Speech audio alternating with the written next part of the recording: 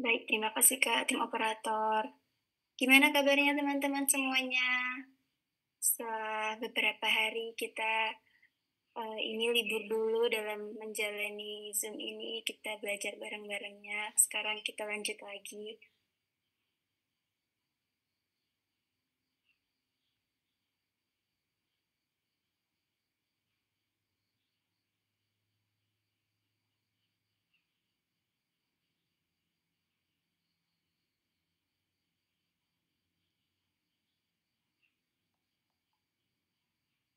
Yuk teman-teman on cam dulu yuk, saya mau lihat nih teman-teman semangatnya kayak apa, excitednya kayak apa. Mana ini? Apakah sudah ada yang on cam?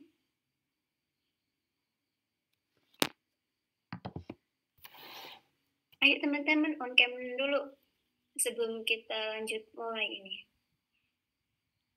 Oh ya, gimana kemarin itu Idul Adhanya lancar kan ya?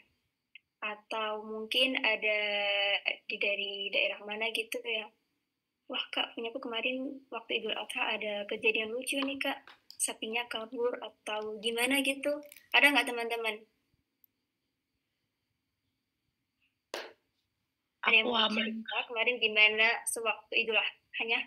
Lancar, alhamdulillah ya kalau lancar itu. Gimana apakah udah dagingnya udah diolah? Biasanya kalau Idul Adha ini kebanyakannya diolah jadi sate ya, atau mungkin ada juga yang diolah jadi rendang, tongseng, gitu. Punya teman-teman semuanya diolah jadi apa? Kalau punya aku kemarin itu diolah ya seperti umumnya sih jadi sate. Punya teman-teman diolah jadi apa? Pokok. Aku dibuat Apa? dendeng Aku dibuat dendeng, Kak. Oh, yang bisa ya? Itu Bisa nanti dong. enggak itu kah? Lembut, tetap lembut atau agak apa sih alot itu? Ada yang tahu nggak sih bahasa Indonesianya alot tuh apa ya? Alot itu kayak ini ya, kayak keras gitu. Mungkin. Iya, kayak ya intinya kayak susah gitu sih nanti itu ngegigitnya. Oh, ada yang diolah jadi Nah, ini nah kan dan dendeng kan dari sapi ya. Kan dia bilang bisa. gimana? Silaunya Ada yang diolah jadi rica-rica. Pasti pedes sih itu kalau rica-rica ya. Ada yang jadi gulai juga. Ini teman-teman udah pada ngajak teman-temannya yang lain belum ya buat join? Ayo join nih, aku mau ikut Zoom Festival Beasiswa nih. Siapa tahu kan nanti kita bisa belajar bareng biar dapet beasiswa kayak narasumber-narasumbernya gitu. Diajakin teman-temannya yang lain sebanyak-banyaknya. Tuh, ini kayaknya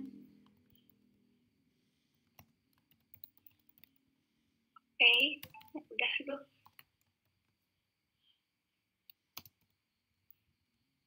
Ayo teman-temannya diajakin yang lain. Ini yang on cam udah ada berapa ya? Atau mungkin belum ada yang on cam ya? Ini semuanya berhalangan untuk on cam ya? Iya, Kak, sinyal aku lagi kurang stabil. Oke, yang lain mungkin bisa. Ini ada Kak Fitriani, ada ini siapa ya? Laki-laki ya kayaknya ya. Mas Apri Haryono Hasfi, terus ada Mas Ashar, ada Mas Ihsan, ada Mbak Prita, ada Mbak Ria, sama Mbak Sayidah. Oke, ayo on cam yuk. Atau mungkin bisa disebutin di kolom chat ini alasan maaf kak aku nggak bisa on cam karena lagi ini bisa ambil acara keluarga atau apa gitu biar ini akunya tahu kenapa kalian nggak on cam.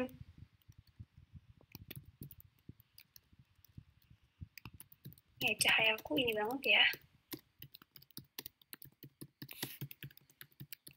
Oke Kak Fitriani udah on cam tapi mana orangnya ya?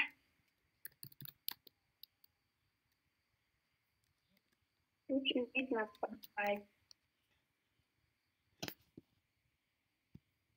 Oh, Semangat Kak Ria, lagi sambil ngerjain tugas. Semoga nanti tetap bisa fokus ya ininya, ngerjain tugas sama ikut Zoom-nya. Ada yang lagi ngilang ini. Oke. Udah, semoga apapun nanti itu yang menjadi halangan teman-teman on cam, semoga tetap bisa fokus ya nanti menyimak pemaparan materinya. Ini apakah Kak? Kayaknya sudah ini ya. Kak Rana sudah join? Sebentar ya teman-teman, kita sambil nunggu teman-teman yang lain dulu. Oh iya, semangat ya Kak, ngerjain tugasnya.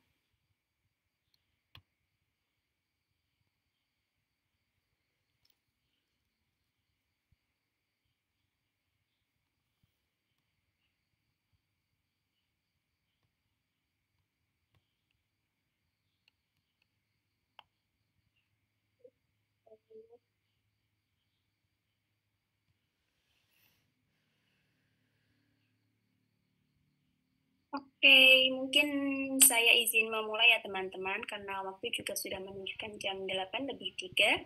Oke, sebelumnya, Assalamualaikum warahmatullahi wabarakatuh. Baik teman-teman, senang sekali rasanya kembali lagi. Aku Selamat Saryanti atau bisa dipanggil Yanti yang akan menemani teman-teman semua nanti dalam Zoom kali ini yang menjadi salah satu rangkaian juga Festival Beasiswa Internasional Batch 3 Benua Eropa yang tentunya temanya sangat menarik sekali, yaitu dari Indonesia ke dunia transformasi hidup lewat beasiswa oleh Kak Rana, yang akan ditemani oleh Kak Rana. Baik, sebelumnya bagaimana kabarnya teman-teman? Semoga selalu sehat walafiat ya. Semoga teman-teman selalu bisa mengupgrade diri, semoga selalu diberikan kesehatan, rezeki, dan juga kesempatan-kesempatan baik lainnya untuk tetap meningkatkan diri, berproduktivitas untuk mengupgrade skillnya. Dan juga semoga tentunya hati teman-teman semua selalu dipenuhi dengan rasa syukur dan juga rasa bahagia. Dan tentunya semoga teman-teman semua selalu menjalani hari dengan senyum. Oke teman-teman, sebelumnya semoga teman-teman nanti ini ya tetap fokus dan juga menyiapkan hati yang tenang untuk menyimak pemaparan materinya agar tetap bisa masuk ke dalam hati teman-teman semuanya. Oke, materinya sudah masuk. Baik, sebelumnya izinkan saya untuk membacakan rangkaian acara kita pada malam hari ini. Yang pertama yaitu pembukaan, yang kedua yaitu pemaparan materi, yang ketiga sesi diskusi atau sekaligus tanya jawab, yang keempat dokumentasi serta penyerahan sertifikat, dan yang kelima yaitu penutup. Kita beralih ke acara yang selanjutnya yaitu acara pembukaan. Baik, saya buka acara pada malam hari ini, dan yang selanjutnya yaitu adalah pemaparan materi. Sebelumnya tapi izinkan saya membacakan CV dari narasumber kita yang begitu hebat sekali, Kak Rana. Oke, akan dibantu oleh tim operator. Apakah terlihat teman-teman semuanya? CV Kak Rana. Izin ya Kak, mungkin saya tidak akan bacakan semuanya karena ini Masya Allah banget di pengalaman kakaknya, keren-keren banget. Yang pertama, ini sepertinya tim operatornya, baik. Yang pertama dari riwayat pendidikan ada University of Nebraska Lincoln, UNIUSA, UK, 2024 sampai 2022 sampai 2024. Yang selanjutnya itu Brawijaya University Malang Indonesia 2013 sampai 2017. Terus dari pengalaman kerja yaitu ada Soil Science and Agronomy Researcher 2018 sampai sekarang. Lalu ada Internship Student 2018, dan yang saja ada Teaching Assistant of Agroforestry and Agroecosystem Management Course 2017. Aduh, ini maaf pecah teman-teman. Selanjutnya yaitu ada Internship Student and Research Analysis about Ecosystem Rehabilitation 2016. Terus ada Mentorship, Scholarship-nya ini banyak banget. Terus mungkin boleh diturunin Kak. Ada membership-nya ini juga boleh teman-teman lihat semuanya, ini ada segitu banyaknya. Ada Indonesia Soil Science Society, ada Indonesia, ini maaf ya, di layarnya saya tuh ini agak pecah-pecah. Fulbright UK and Fulbright UNL. Oke, mungkin lanjut, boleh turun aja Kak. Ada competence-nya, terus ada publications-nya, ini ada hard skill, soft skill, terus ada laboratory techniques-nya, ada banyak banget. Aduh Kak, ini sebenarnya mohon maaf banget ya Kak Rana, kalau seandainya saya penyebutannya masih banyak kurangnya, mungkin bisa jadi nanti bahan belajarnya saya. Ini teman-teman semuanya bisa lihat ya, ini dari pengalamannya Kak Rana, banyak banget, dan juga tentunya pendidikannya sendiri yang keren-keren juga. Oke. Saya rasa mungkin cukup untuk pemaparan CV dari narasumber. Mungkin nanti juga Kak Rana boleh spill tipis-tipis lagi, mungkin yang lebih benar ya Kak ya. Selanjutnya mungkin saya serahkan kepada Kak Rana untuk pemaparan materi. Recording in Waktunya 45 progress. menit ya Kak. Waktu dan tempat saya persilahkan. Assalamualaikum warahmatullahi wabarakatuh. Makasih banyak Mbak Yanti, tadi udah dibuka juga acaranya dan udah perkenalan saya sedikit gitu ya lewat CV. Jadi halo teman-teman semuanya yang udah join hari ini. Perkenalkan, nama aku Rana Farasati, biasa dipanggil Rana. Alhamdulillah udah selesai sekolahnya dari University of Nebraska juga, dan insya Allah hari ini bakal share pengalaman aku selama sekolah di sana. Semoga banyak manfaatnya nih buat teman-teman di sini. Tapi mungkin sebelum mulai, kalau boleh teman-teman share dong di chat box, kira-kira teman-teman asalnya nih dari mana aja, terus backgroundnya apa, dan rencananya kalau misalnya mau kuliah di Amerika atau di luar negeri gitu, mau di kampus mana. Jadi kita bisa interaksi juga nih teman-teman. Nah ini aku bakal share screen juga, kelihatan nggak ya? Kelihatan Kak? Oke. Nah ini tadi ada Mbak Yanti yang moderator dari Jogja. Nah teman-teman lain nih yang join juga boleh share kalian dari mana, terus rencananya nanti mau kuliah di kampus apa.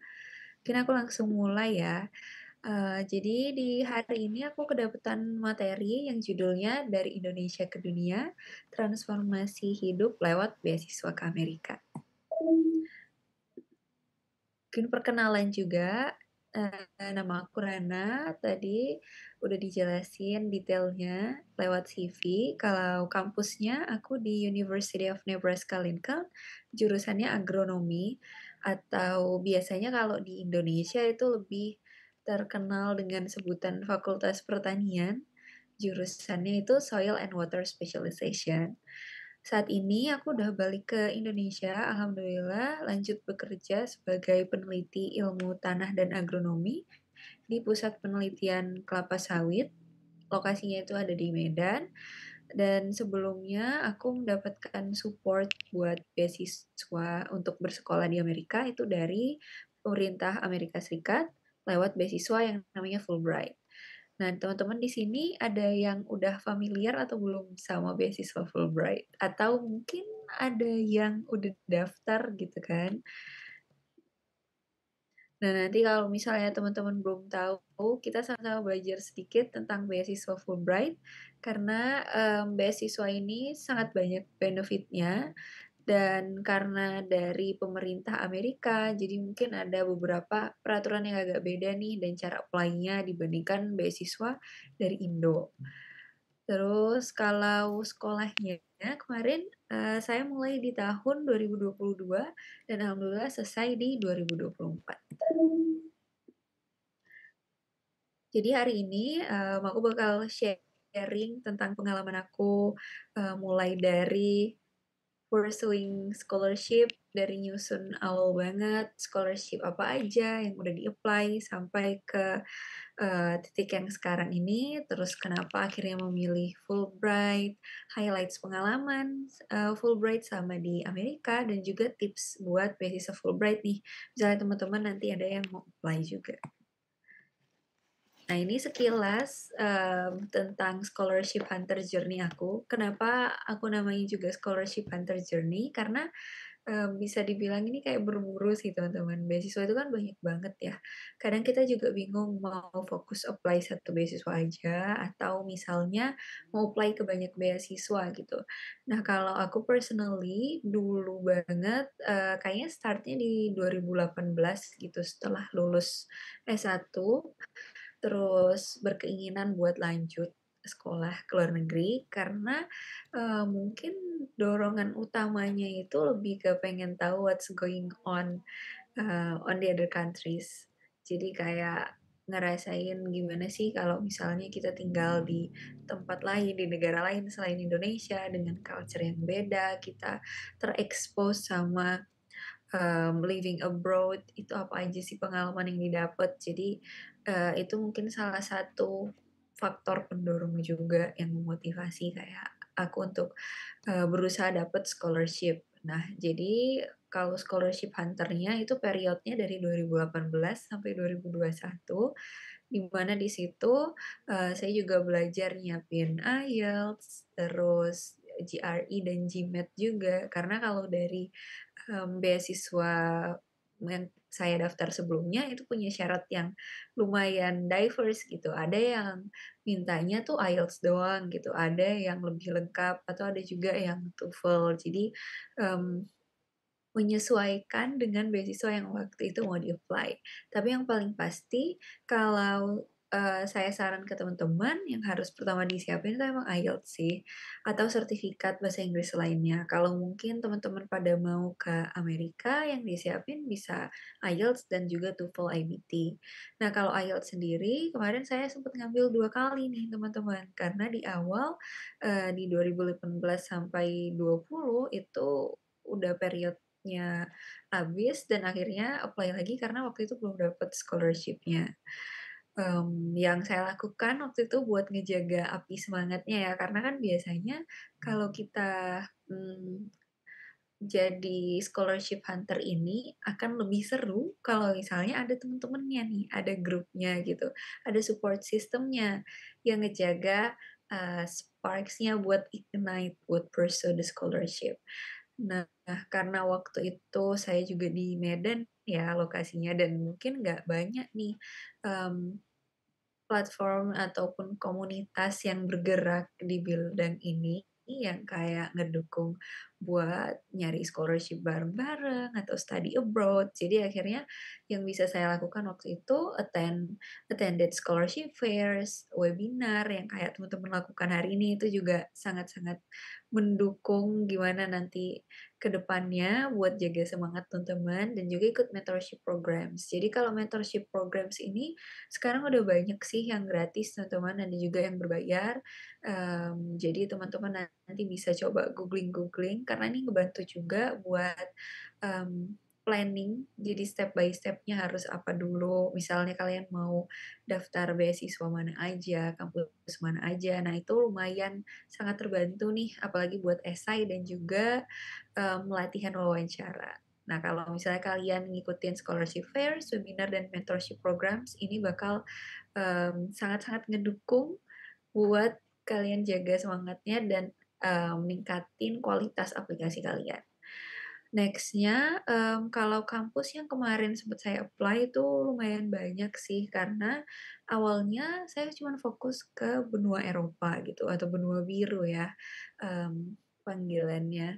Tapi akhirnya shifting my lens to Paman Sam, atau US at the end gitu, karena belum dapat rezeki di beasiswa-beasiswa Eropa sebelumnya.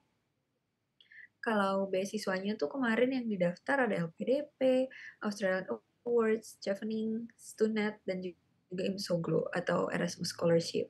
Jadi kalau untuk AAS dan lain-lain itu I was applying like I think 2 times kecuali Chevening, terus Imsoglo itu juga alhamdulillah dapet di reserve list dan juga Stunet kalau nggak salah dapet reserve list juga, tapi belum bisa lanjut karena waktu tahun 2020 atau 2021 itu kan masa-masa Covid di mana emang peluang beasiswanya makin sedikit karena kuotanya dikurangin gitu. Jadi lumayan banyak beasiswa yang tutup juga dan lain-lain. Jadi ya emang apply beasiswa yang kira-kira waktu itu masih buka dan peluangnya cukup gede. Nah, selain apply beasiswa, itu beriringan juga nih teman-teman sama apply LOE kampusnya. Kebetulan kalau kampus-kampus yang ada di UK dan Aussie itu ada agen-agen study abroad yang bisa bantu ngedapetin ini secara gratis gitu. Tapi kalau misalnya kalian daftar langsung ke websitenya, kadang ada biaya application fee-nya kan. Nah, ini mungkin bisa di-consider buat teman-teman. Dan waktu itu LOA yang aku kumpulin ada dari Wageningen, Queensland, itu Wageningen di Belanda, UQ di Australia, Newcastle, Bangor itu di UK, Ghent University di Belgia, dan UNL itu kampus aku sebelumnya di Amerika. Jadi emang lumayan nyoba berbagai macam kampus sampai akhirnya diterima juga di LOE-nya di beberapa kampus ini. Finally di tahun 2021 akhirnya saya keterima alhamdulillah di beasiswa Fulbright atau beasiswa dari pemerintah Amerika Serikat ya teman-teman. And I start my graduate study journey in 2022. Jadi kalau Fulbright sendiri itu emang waktu dari kita diterima sampai berangkat lumayan lama nih teman-teman, sekitar 1,5 tahunan. Tapi semua itu dibantu prosesnya. Jadi mulai dari kalau kita udah lulus dan dinyatain jadi principal atau alternate candidate, nanti itu ada proses persiapan beasiswanya yang makan waktu sekitar 1,5 tahun sampai berangkat. Nah, detailnya bakal saya jelasin di slide berikutnya. Tapi ya kalau berkaca lagi ke journey selama pursuing this education abroad, terus juga scholarship hunter, itu banyak banget sih belajarnya tentang gimana caranya persisten, terus gimana caranya bisa ngejaga semangat dari yang gagal sampai akhirnya terus nyoba dan bisa sampai di titik sekarang ini. Nah, ini mungkin aku sekilas nyeritain tentang Fulbright-nya sendiri, kalau misalnya teman-teman belum begitu familiar dengan beasiswanya.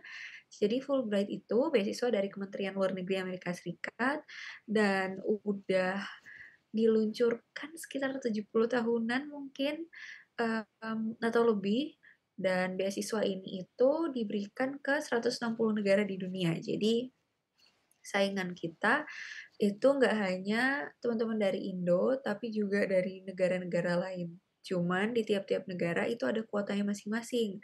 Kalau di Indo bisa dibilang kuotanya lumayan banyak nih teman-teman, sekitar recently itu bisa sampai 40-60 orang buat graduate study-nya. Tapi kalau untuk kayak negara-negara Asia Tengah gitu yang kayak Kazakhstan dan lain-lain itu bisa cuman 1 sampai 2 orang doang nih satu negara. Jadi alhamdulillah bersyukurnya di Indo itu lumayan banyak kuotanya untuk di beasiswa Fulbright ini.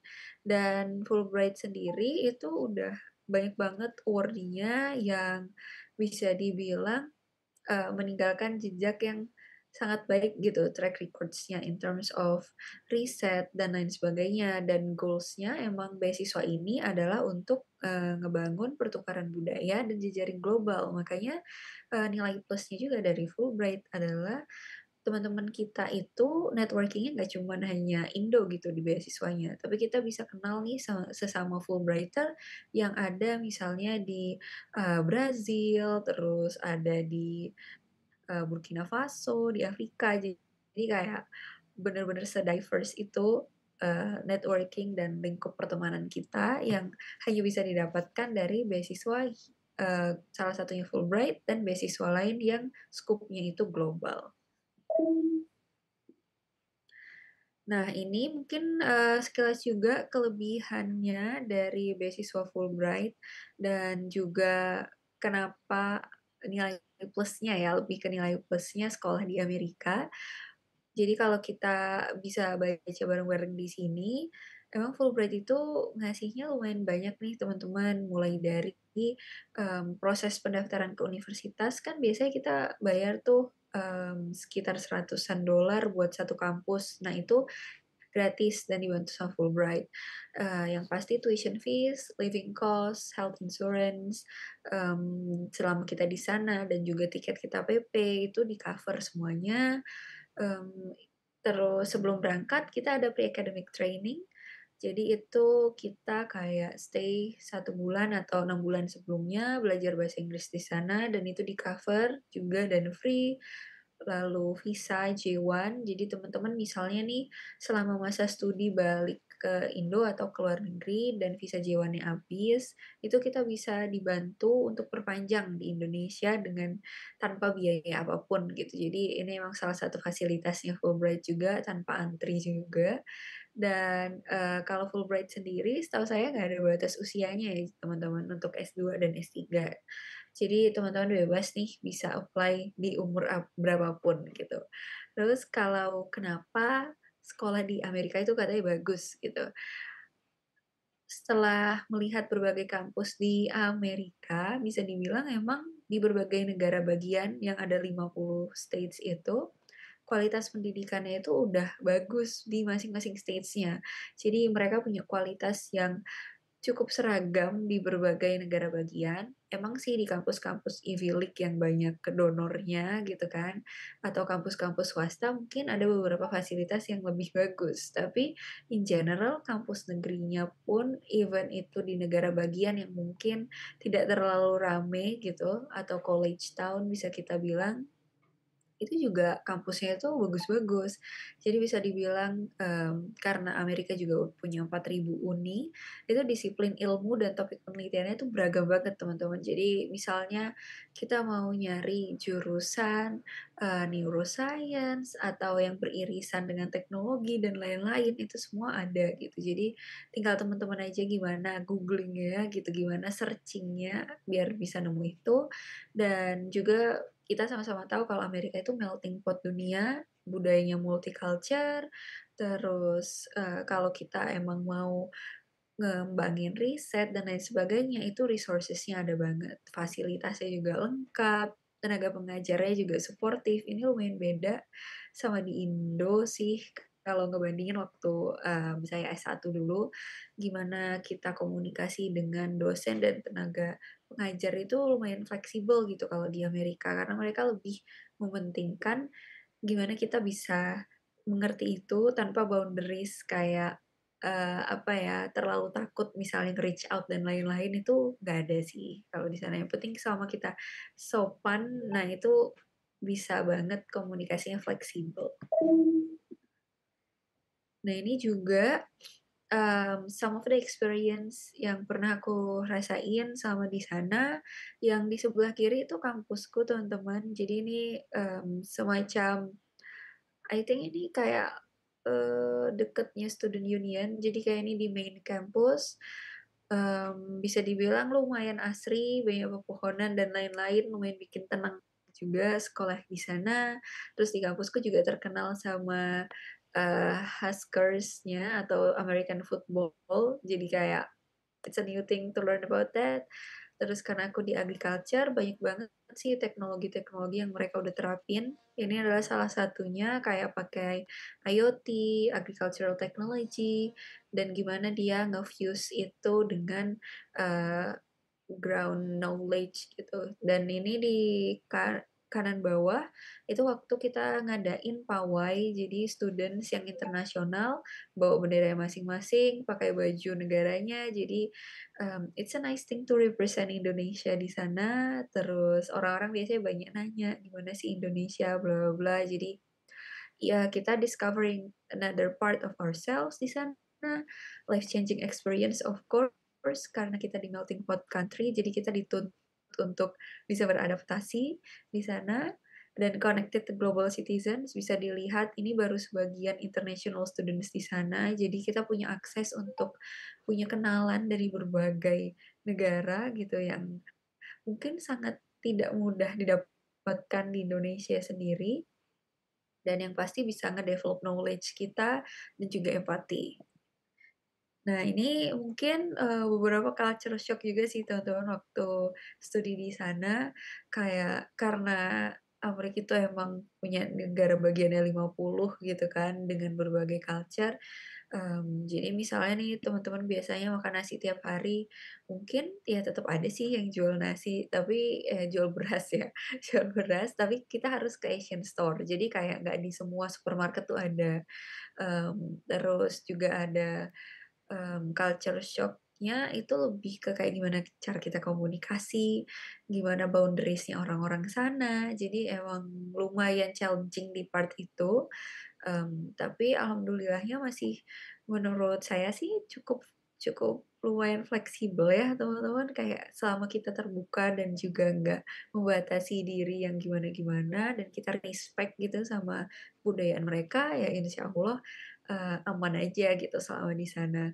Dan ini ya kayak, weather shock juga, food juga karena lumayan beda. Jadi kalau misalnya taste buds-nya masih Indo banget gitu tuh kayak, wah ini harus adjusting little by little. Tapi nggak apa-apa teman-teman, di sana masih ada Indomie, jadi kalau teman-teman kangen makan Indomie itu nggak usah khawatir, karena itu lumayan banyak di Asian store dan juga di beberapa supermarket yang gede di sana.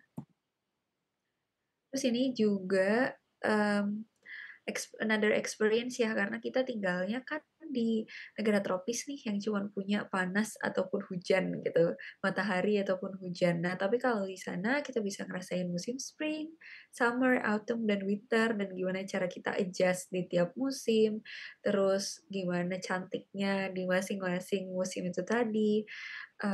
Gimana kita ngerasain kayak activity apa aja yang bisa dilakuin di tiap musim berbeda. Menurut saya ini, lifetime experience yang, saya dukung banget buat temen-temen ngerasain juga. Jadi in terms, of studying abroad gitu, selain kita ngerasain, mmm, changing the living experience-nya, tapi juga di ngerasain ini tadi, gimana sih kalau kita tinggal di negara 4 musim gitu.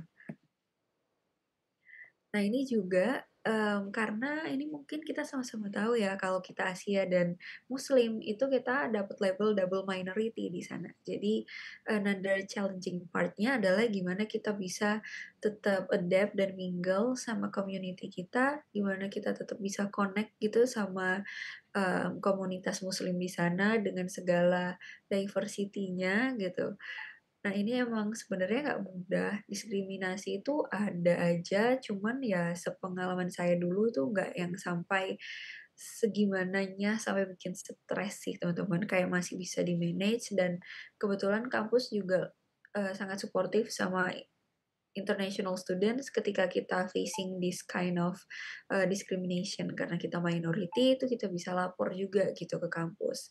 Dan ini mungkin beberapa foto waktu bulan Ramadan biasanya kita ada buka puasa bersama di masjid, terus masjidnya sebenarnya nggak banyak nih teman-teman, nggak kayak kalau di Indo tuh kan paling jarak berapa kilometer kita bisa ketemu masjid gitu, tapi kalau di sana itu emang limited sih masjidnya dan lumayan butuh effort buat ke sana driving, tapi rasanya fulfilling sih kalau misalnya udah di sana dan ngerasa belong to that community. Lalu yang di sebelah kanan, jadi kita punya Indonesian Muslim Association juga, yang mana kita ada semacam conference gitu at the end of the year during, Christmas Eve. Jadi jangan takut teman-teman masih, banyak banget komunitas Indo di sana yang Muslim yang emang makes us belong to, them juga gitu. Jadi ini kayak, another thing yang mungkin orang-orang kira kan kayak Amerika tuh terlalu harsh atau, dengan segala macam stigmanya, tapi sebenarnya selama saya tinggal di sana sih alhamdulillahnya, aman dan nyaman ya teman-teman. Ini juga ada beberapa experience saya waktu jadi student di sana. Bisa dilihat ini mungkin lebih ke akademik ya, kalau yang foto-fotonya ini. Jadi ini kegiatan akademik mulai dari konferensi nasional dan internasional, kompetisi mahasiswa, mulai dari poster sampai presentasi, terus juga ada workshop, field trips, ke lapangan, gimana caranya ngambil data, belajar ketemu banyak orang juga, dan, ikut beberapa komunitas dan organisasi di sana. Jadi bisa dibilang ketika tinggal di sana itu membuka opportunities yang sangat luas teman-teman, yang mungkin kita sendiri nggak acknowledge kalau kita bisa ngelakuin itu dan kita capable ngelakuin itu. Karena bisa dibilang, lingkungan di sana itu cukup suportif sih buat kita yang mau growing gitu, yang punya growth and grit mindset, peluang peluang kalau kita mau ikut lomba, conference, dan lain-lain itu banyak teman-teman, dan jarang banget yang kayak dipandang sebelah mata karena misalnya kita too young for that atau belum terlalu banyak experience. Malah, orang-orang di sana itu sangat helpful dan juga suportif, ngasih resources juga. Jadi emang one of the fulfilling moments in my life, I would say, ketika belajar di sana, karena peluang yang kayak gini mungkin tidak semudah itu didapatkan di Indo, teman-teman. Jadi, mungkin ini nilai plusnya kalau kita study abroad, jadi not only like transforming ourselves in terms of dari, day to day living-nya, tapi gimana kita memandang sesuatu, perspektifnya itu emang udah, terdevelop seiring berjalannya waktu dan selama adjusting di sana. Bisa dilihat juga di salah satu foto kanan atas, itu kan, saya lagi dinner waktu itu sama para profesor dan juga doktor yang juga mentor saya waktu di sana, dan mereka sangat sangat welcome, even though kayak saya cewek sendiri, terus, kerudungan juga, tapi itu nggak jadi batasan gitu buat mereka tetap welcome dan mau, bekerja sama sama kita ataupun ngajarin kita. Nah, ini in terms of organization, karena saya juga lumayan aktif ya, suka ikut berorganisasi gitu. Jadi saya lumayan aktif juga gabung di, Perhimpunan Pelajar Indonesia kawasan Amerika Eropa. Di sana saya jadi direktur direktur di Direktorat Pendidikan dan Pengembangan Karir. Jadi selama ngikut di PPIDK Amerop ini, selama diamanahi bertugas di sana, itu juga dapat banyak banget experience, networking, terus meeting new people dan lain-lain. Jadi kayak, it's another advantages ketika kita sekolah di luar, jadi kita bisa ngebangun network seluas-luasnya, terus aktif juga di Fulbright Association kampus, sempet ngadain beberapa cultural events, yang dihadirin kayak lebih dari 50 negara, yang kayak nggak mungkin gitu kan ya rasanya sebelum-sebelumnya terfikir bisa ngadain acara-acara kayak gitu. Jadi tahu kalau, eee dunia itu luas gitu kan, dan kita kayak only a tiny tiny speck of dust, dan gimana caranya kita appreciate orang-orang lain dengan culture-nya itu tadi. Terus saya juga aktif di radio PPI Dunia, jadi penyiar dan juga host di Digital Agriculture Podcast di kampus, dan juga ikut di, Indonesian Muslim Students Association yang ada di Amerika. Jadi bisa dibilang kegiatan non-akademik ini juga ngedukung gimana saya develop, sampai hari ini, belajar banyak hal, ketemu banyak orang, dan melihat kayak pengalaman mereka itu apa-apa aja, jadi bisa nambah semangat dan motivasi kita ke depannya juga. Nah, ini juga bisa dilihat komunitasnya, di sana lumayan diverse ya teman-teman, jadi kita nggak bisa mengkotak-kotakkan kayak, "Oh, cuman mau temenan sama si A." Atau cuma mau temenan sama orang-orang dari Asia doang, atau dari, misalnya yang white people atau dari culture lain itu kita nggak mau temenan, itu nggak bisa sih ya teman-teman. Malah ketika kita immerse in their culture, mereka bakal welcome dan jadinya dapet lebih banyak temen juga dan bisa dap easier di sana. Nah, ini mungkin lanjut sedikit tentang beasiswa Fulbright-nya ya teman-teman. Tadi kan udah diceritain gimana experience saya selama di sana. Nah, kalau kalau dari beasiswanya sendiri, dari Fulbright, itu biasanya buka, setahun sekali di bulan Februari sampai Maret, kalau nggak salah. Dan itu rangkaiannya sama teman-teman, jadi ngirim aplikasi, wawancara, dan persiapan keberangkatan. Nah, mungkin bedanya kalau persiapan keberangkatannya Fulbright ini, nanti teman-teman dibimbing gitu dari awal, dari mulai GRE tes, GMAT tes, ada course-nya, ada TOEFL IBT course juga, terus ngambil tesnya juga gratis, dan milih kampus sampai dapat LA itu semua dikawal sama timnya Fulbright. Terus juga kalau dari Fulbright sendiri, recently mereka udah transform ke online application. Jadi ada dua sekarang, kalian bisa ngirim dokumen offline ke kantornya yang di Jakarta ataupun bisa online. Dan ini mempermudah karena lumayan banyak nih dokumen yang harus dipersiapkan. Yang mungkin detailnya kalau ada webinar lanjutan aku bisa ceritain lebih detail di sana. Tapi mungkin sekilas itu step by step-nya yang harus dipersiapkan kalau misalnya teman-teman mau apply beasiswa Fulbright. Nah, beasiswa Fulbright sendiri ini karena dia lumayan detail di berbagai dokumennya, termasuk ada bibliografi dan lain sebagainya, dan lumayan banyak esai, kayak kalau nggak salah ada 2 gitu, satu academic writing dan yang satu tuh esai menceritakan kayak personal statement, and another thing itu nyeritain study objective. Jadi kayak goals kita belajar di sana itu apa. Nah, karena beberapa dokumen yang cukup detail ini teman-teman, aku saranin banget nih teman-teman buat ngelakuin riset, terus refleksi tujuan akademik and professional, terus kita nyari benang merah dari semua pengalaman yang udah kita lakukan. Jadi kita bisa tahu keunikan kita apa dan kita itu autentiknya di sebelah mana gitu. Jadi itu yang membuat kita punya strong profile di application kita.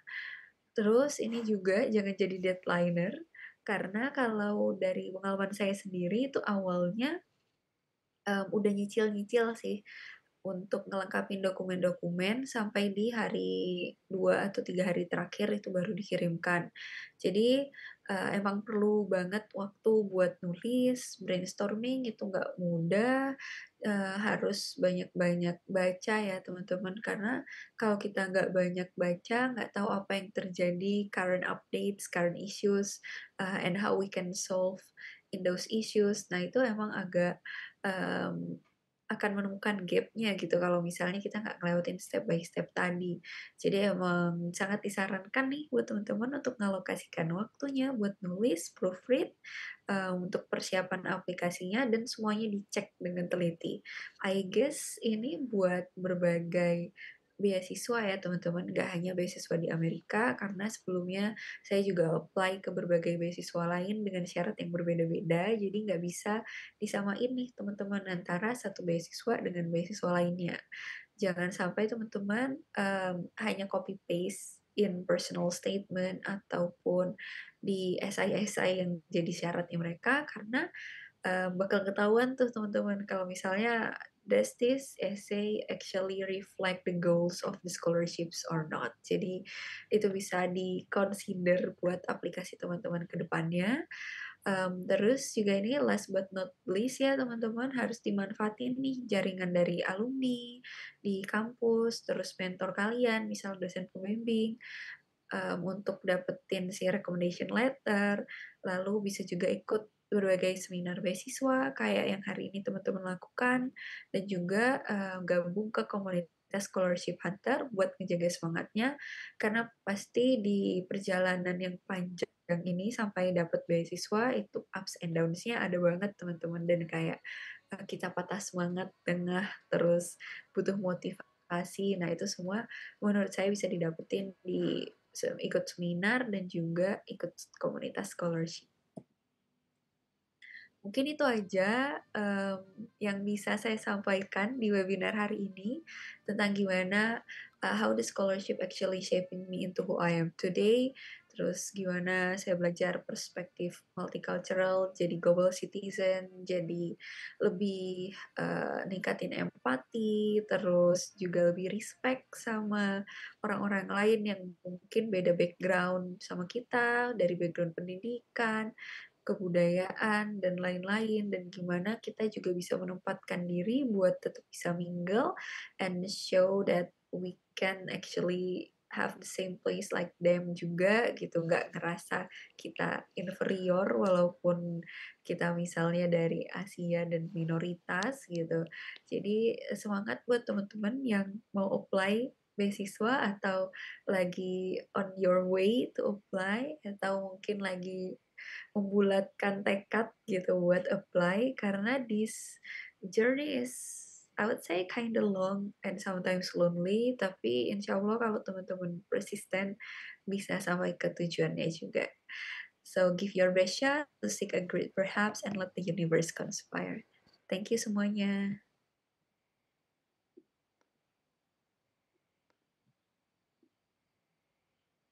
Oke, karena makasih banyak sekali ini atas pemaparan materinya yang sangat membantu sekali, yang sangat keren banyak sekali ilmunya nih teman-teman. Baik, mungkin kita beralih ke sesi selanjutnya, yaitu sesi diskusi atau tanya jawab. Saya persilahkan untuk tiga penanya. Sebelumnya untuk memperkenalkan diri terlebih dahulu dan juga mungkin satu orang penanya mempersiapkan pertanyaan terbaiknya satu saja. Baik, silakan yang ingin bertanya untuk angkat tangan terlebih dahulu.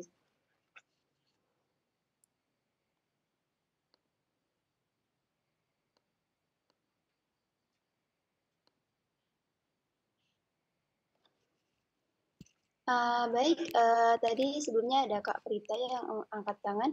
Silakan Kak Prita untuk pertanyaannya dan juga perkenalkan diri terlebih dahulu. Terima kasih untuk Kak Yanti kesempatannya. Saya ingin bertanya kepada Mbak Rana ya, selaku dari University of Nebraska Lincoln ya Kak, ya Yeah. di USA. Itu kan Kakak dapatnya Fulbright ya Kak. Kalau itu kan there are the requirement from the university and the scholarship. I want to asking about the letter of recommendation and personal statement. There are how many document about the letter of recommendation and the personal statement only for the university, or in the Fulbright is only 2 letter of recommendation or 1 gitu. Jadi kayak berapa banyak jumlah dokumennya gitu loh Kak. Jadi difference-nya between university and the scholarship in the Fulbright gitu. Thank you. Terima kasih. Oke, makasih Mbak Prita pertanyaannya. Jadi kalau dari scholarship-nya sendiri, dari Fulbright, itu minta 3 surat rekomendasi, dan kalau personal statement sebenarnya 1 kalau dari Fulbright. Tapi ada esai lain seperti study objectives, terus juga ada academic writing. Jadi kalau academic writing ini biasanya misalnya Mbak pernah nulis artikel atau jurnal, nah itu comprise to 1 page. Jadi nanti itu yang dituliskan di academic writing-nya untuk tahu kayak, oh ini udah pernah nulis atau kayak ini tertariknya di bidang ini. Dan biasanya academic writing-nya ini related sama jurusan yang nanti atau minat program studi yang nanti Mbak ikutin gitu, yang mau daftarin waktu Fulbright. Nah, kalau di kampusnya sendiri, karena kemarin emang daftarnya Fulbright, itu kita nggak perlu nulis personal statement ulang nih, Mbak, sama study objektif dan lain-lain, karena itu semua dibantu aplikasinya oleh timnya Fulbright gitu, atau IIE ya, International Education yang di US. Jadi kita nggak perlu ngirim-ngirim personal statement lagi atau recommendation letter lagi, karena apa yang kita tulis di aplikasinya Fulbright itu yang kirimkan ke kampus-kampus yang udah kita listed gitu. Jadi kalau di Fulbright kita bisa milih 4 kampus, Mbak. Tapi itu emang nanti bakal nego lagi karena Fulbright itu kan ada maksimal tuition fee-nya yang bisa di-cover. Jadi Dan angkanya itu bisa beda-beda tiap individu, karena mereka beasiswanya itu bisa digabungin sama beasiswa tambahan dari kampus, atau misalnya ada funding tambahan dari pihak-pihak lain, fellowship dan lain sebagainya. Jadi itu case-nya bisa beda-beda jumlah maksimalnya di tiap orang.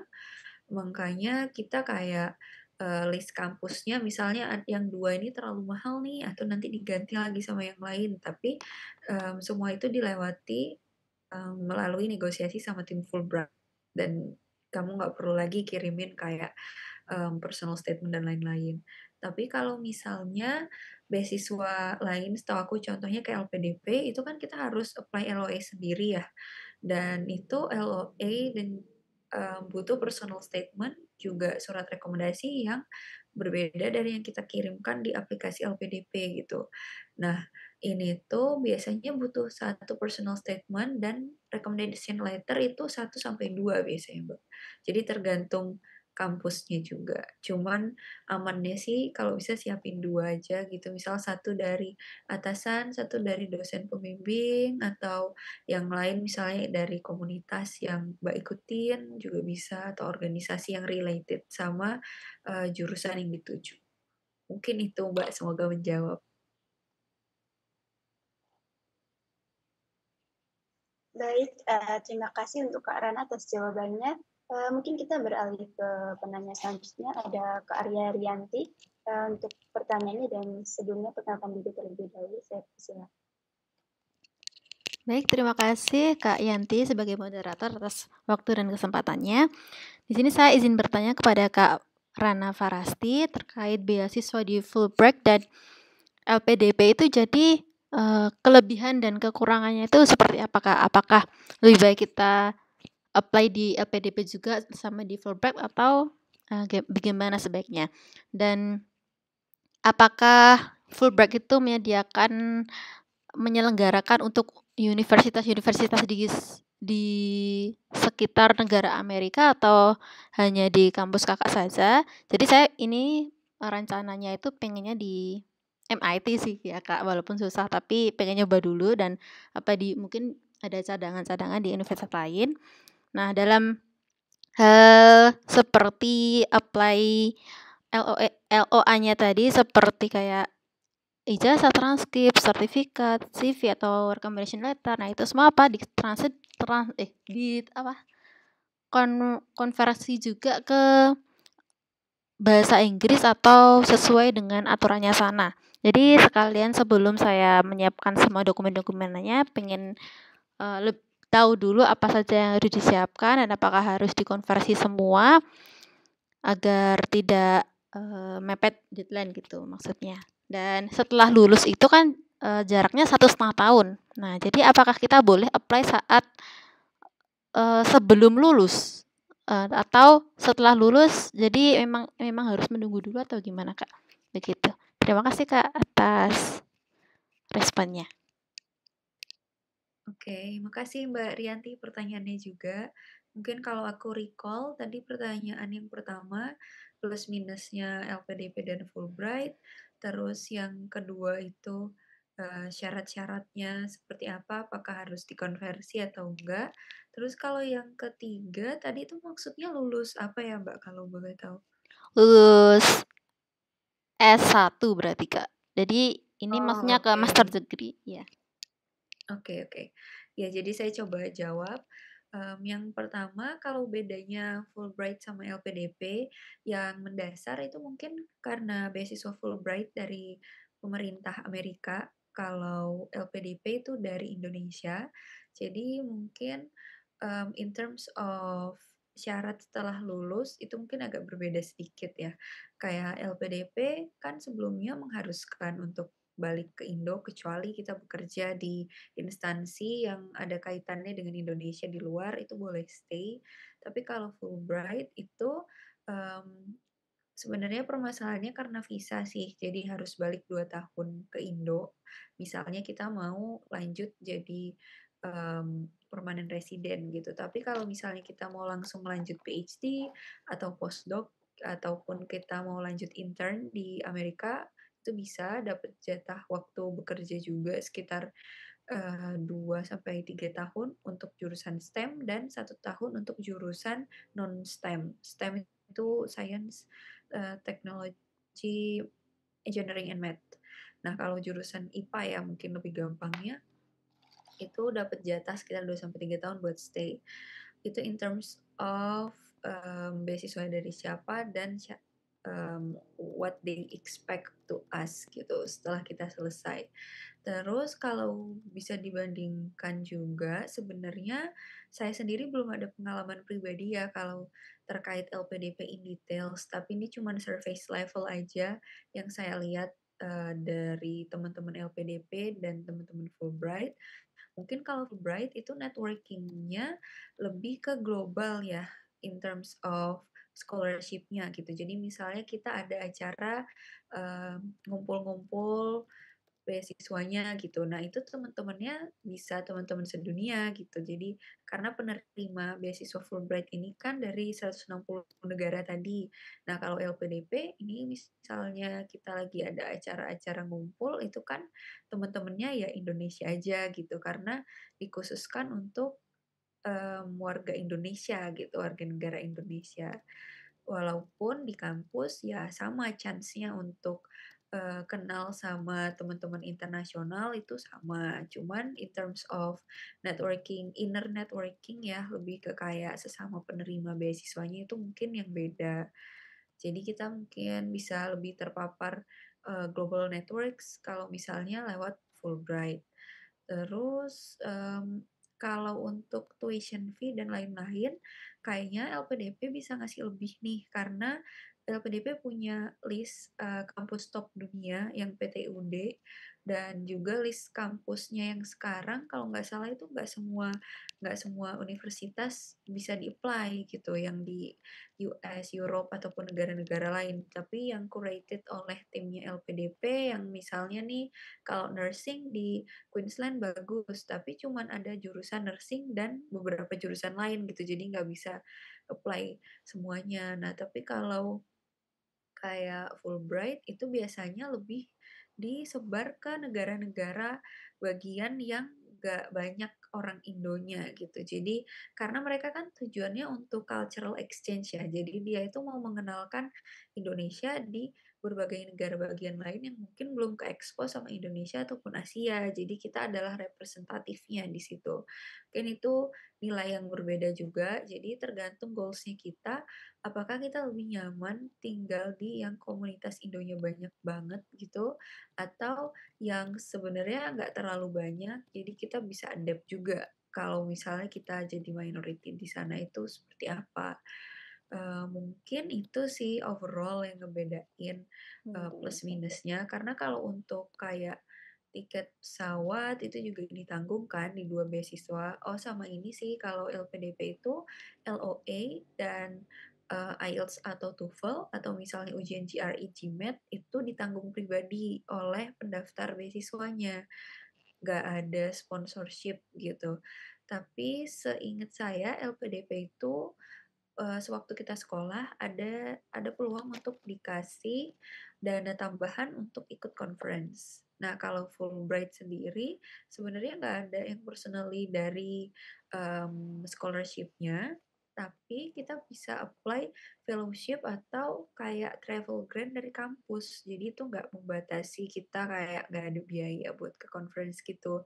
Dan biasanya profesor kita kan juga punya dana ya. Jadi kalau misalnya emang kita by riset gitu masternya, mereka akan lebih mendukung juga sih kalau kita ikut conference dan lain-lain. Lalu pertanyaan keduanya, untuk yang persiapan dokumen ya Mbak, kalau persiapan dokumen ini menurut saya bisa disiapkan sejak sekarang gitu mulai dicicil pakai format sesuai negara atau beasiswa dan kampus yang Mbak tuju. Karena sepengalaman saya waktu apply beberapa, beberapa beasiswa juga sebelumnya, itu formatnya bisa beda-beda, Mbak, CV-nya. Contohnya ada yang pakai European format, itu kan beda nih sama yang American. Bisa dibilang kalau, format CV American atau yang general itu yang kayak tadi udah di-share Mbak Yati, mungkin yang CV saya juga itu format Amerika, tapi kalau format Europe itu ada bedanya sedikit. Nanti mungkin bisa lihat detailnya, searching di Google gitu, dan kalau bedanya sama format CV yang di Indo, mungkin kalau di Indo tuh suka ada foto gitu, terus ada ilustrasi desain dan lain-lain gitu, dan bisa jadi page-nya lebih banyak kayak 10 page dan lain sebagainya. Jatuhnya terlihat seperti portofolio gitu. Nah, ini mungkin bisa di-adjust, disesuaikan dengan, beasiswanya atau kampus dan juga, negara yang dituju. Karena kalau kampus mungkin menurut saya lebih general ya, tidak sespesifik itu. Tapi kalau beasiswa mungkin ada beberapa beasiswa yang lebih spesifik kayak beasiswa SISGP ke Sweden, ke Swedia, itu dia butuh juga, satu part yang menjelaskan role kita di SDGs kalau nggak salah.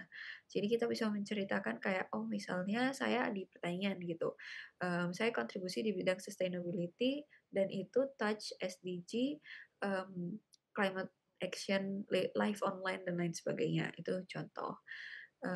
Terus juga personal statement, dan lain-lain gitu kayak recommendation letter, biasanya juga dikasih ini sih Mbak, kayak dikasih formatnya. Jadi itu bisa disesuaikan tergantung dari goals-nya Mbak mau daftar ke mana gitu. Terus yang ketiga tadi, boleh diulangin nggak Mbak pertanyaannya? Aku agak lupa.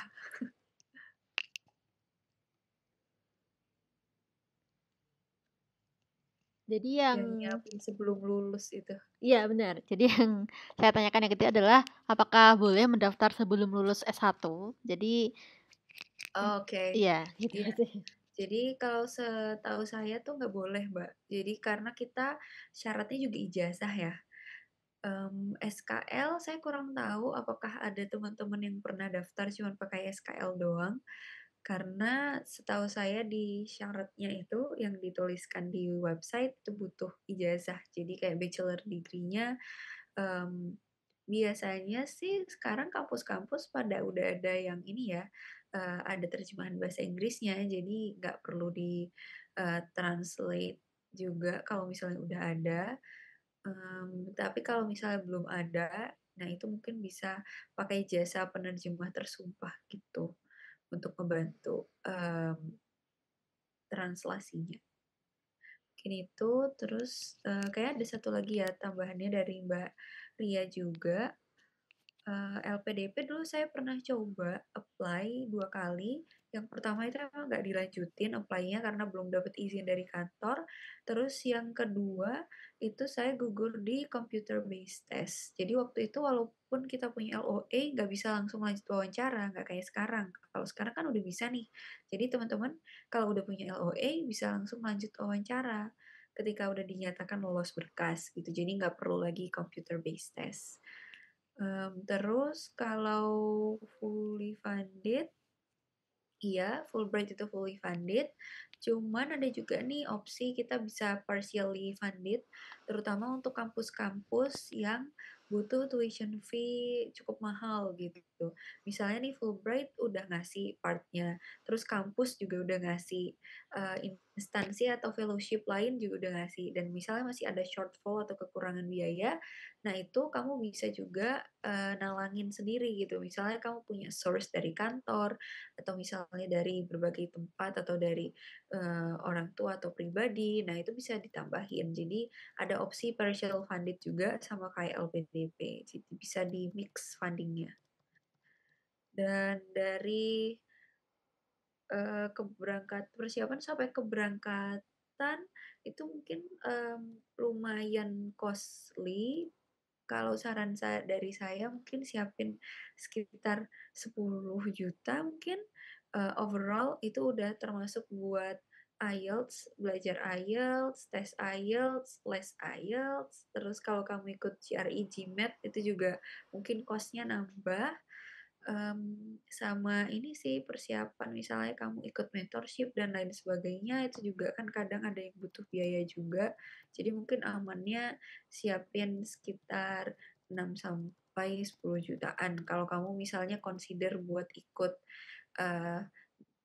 enggak tes sih, les IELTS yang intensif misalnya, atau kamu ikut online biasanya lebih murah, belajar sendiri juga biasanya lebih murah, karena kemarin kalau dari aku sih belajar sendiri ya lumayan seringnya gitu, kayak untuk IELTS listening-nya. Jadi kayak buat menghemat, aku cuma ambil kelas speaking waktu itu IELTS-nya dan writing. Jadi itu lumayan cukup membantu sih. Mungkin itu. Ini kalau dari moderator masih boleh jawab pertanyaan lagi atau gimana? Mungkin ini Kak Ria boleh tanya-tanya secara langsung lewat IG-nya Kak ini ya, Kak Rana ya. Mungkin kita bisa beralih ke penanya ketiga. Nanti ini Kak Rana pasti akan spill apa Instagramnya Kak Rana. Iya, nanti boleh reach out aku by email. Mungkin ada lagi teman-teman yang ingin bertanya yang terakhir.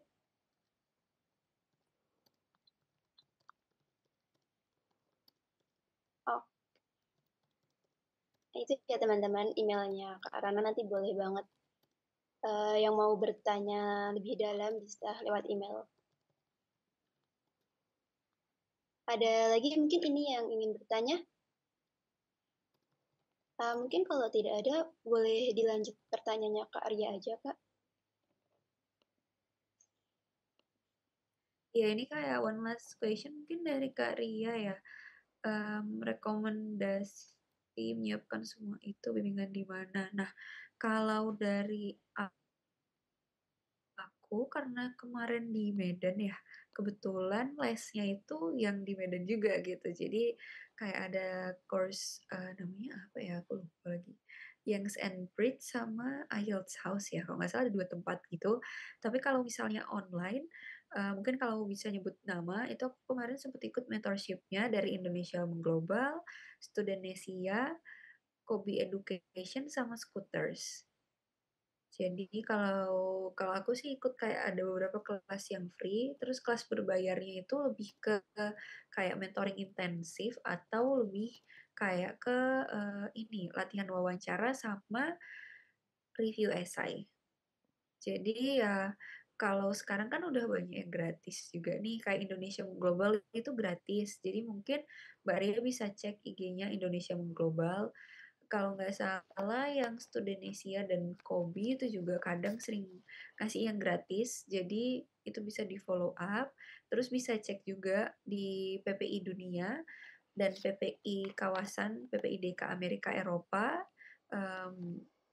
Perhimpunan Pelajar Indonesia itu juga banyak yang ngasih webinar gratis gitu. Jadi mungkin ini bisa di-follow dan dicek lagi lebih lanjut, terutama kalau dari PPI sendiri itu kan isinya ya pelajar Indo yang udah di sana ya, jadi kayak bisa sekalian share pengalaman mereka gitu dan udah pasti gratis biasanya kalau webinar-webinar PPI ini. Jadi mungkin bisa cek akunnya PPI Dunia sama PPI DK Amerop itu untuk kawasan Amerika Eropa.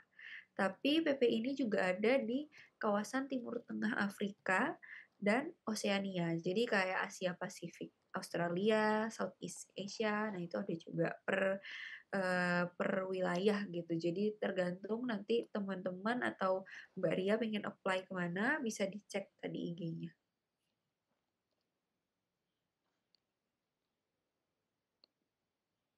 Oke, semoga itu nanti jawaban dari Kak Rana membantu Kak Ria ya.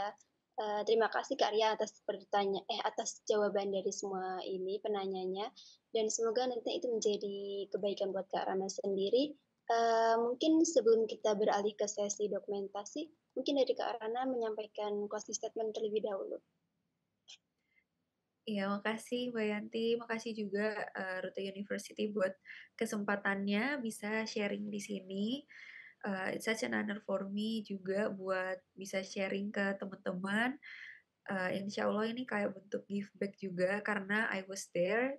Dulu aku juga sama seperti teman-teman, aku ikutin webinar, nyari-nyari webinar mana gitu kan yang gratis atau misalnya yang berbayar tapi masih affordable, yang pasti masih ngasih manfaat banyak ke kita karena menurutku juga dengan ikut webinar-webinar kayak gini kita bisa lebih aware kayak gimana sih nyiapin aplikasi langsung dari orang-orang yang udah pernah ke sana gitu.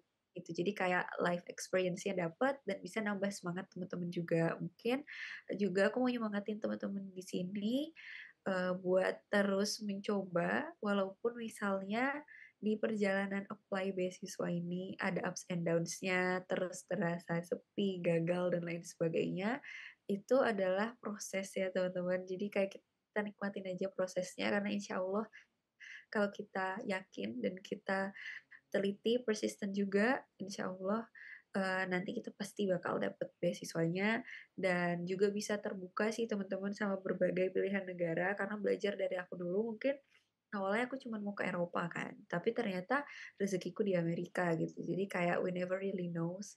Walaupun akhirnya aku gabung di PPI dunia yang kawasannya malah Amerika dan Eropa gitu. Jadi kita nggak pernah tahu jalannya Tuhan itu ngebawa kita kemana. Yang penting kita usaha sebaik-baiknya. Dan kalau misalnya teman-teman ada pertanyaan lanjutan, boleh banget hubungin aja di email aku karena aku lebih aktif bales di email teman-teman. Jadi farasatirana@gmail.com, R-nya 2, jadi jangan sampai salah ketik nama emailnya, takutnya malah nggak masuk gitu kan emailnya. Sekali lagi semangat buat teman-teman semua, semoga dilancarkan dan berhasil nih buat pursue scholarship dan study abroad-nya. Makasih. Oke, terima kasih sekali Kak Retna atas closing statement-nya. Mungkin kita beralih ke sesi selanjutnya, yaitu dokumentasi yang akan dipandu oleh tim operator. Mungkin saya bantu aba-aba ya. Teman-teman boleh on-cam terlebih dahulu untuk sesi dokumentasi kali ini. Yuk teman-teman on-cam terlebih dahulu. Recording stop. On-cam terlebih dahulu ada siapa saja yang tadi, Kak Ria, Kak Najila, Kak Triani. Mungkin langsung dimulai aja ya sesi dokumentasinya. Saya hitung 1, 2, 3. Sekali lagi boleh? Ayo yang belum on cam, siapa tahu mau on cam yang kali ini? Saya hitung 1, 2, 1, 2. Oke. Terima kasih. Selanjutnya yaitu penyerahan sertifikat. Mungkin tim operator boleh share screen terlebih dahulu.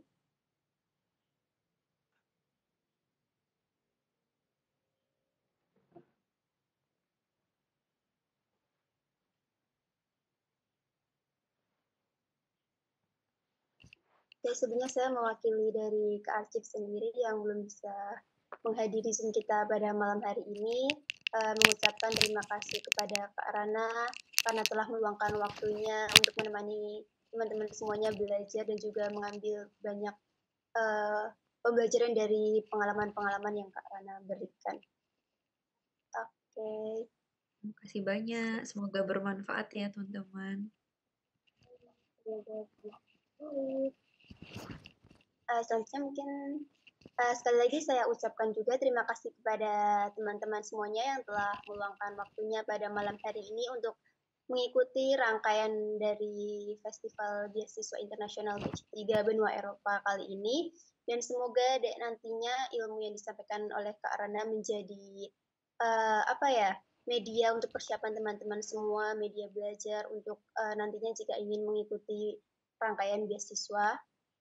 Dan semoga teman-teman tetap semangat dan juga terus belajar dan juga mencari pengalaman sebanyak-banyaknya, mengikuti webinar, melakukan riset, dan juga mungkin melakukan persiapan yang lebih matang ke depannya. Mungkin sampai di sini saja, kita sudah mengobrol dan diskusi juga dari ujung sana sampai ujung ke sini. Sekali lagi saya ucapkan terima kasih kepada Kak Arana. Mungkin saya akhiri. Terima kasih. Jika ada salahnya dari saya, mohon dimaafkan. Jika ada lebihnya, semoga bisa menjadi bahan pembelajaran kita. Terima kasih. Wassalamualaikum warahmatullahi wabarakatuh. Waalaikumsalam warahmatullahi wabarakatuh. Terima Makasih Mbak kasih Kak Yani, Rana. makasih Makasih semuanya. Kak. Ya, Makasih Kak Rana. makasih semuanya. Izin live ya. Ya Kak, makasih.